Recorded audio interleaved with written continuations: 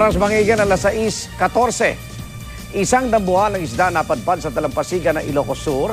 Isang kakaibang kala naman ang naimbento sa Bataan na mas eco-friendly raw. Narito ang amazing balita.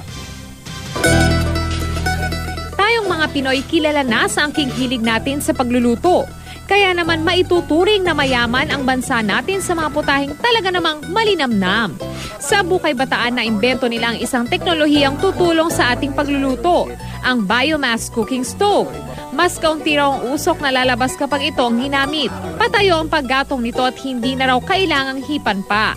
Ayon sa gumawa nito, mahigit 3 taon din ang ginugol sa paggawa ng kakaibang stove. At ngayon, layo nitong palaganapin pa sa bansa dahil mas makakatulong daw ito sa ating kalikasan. Isang kakaibang hayop ang natagpuan sa mga dalampasigan ng Candon City, Ilocos Sur. Hindi ito dugong at hindi rin naman pugita. Ang tawag daw dito sunfish o mas kilala sa tawag na mola-mola. May timbang itong 120 kilos. Itong unang beses na may napadpad na sunfish sa lugar. Para sa unang balita, Von Aquino reporting.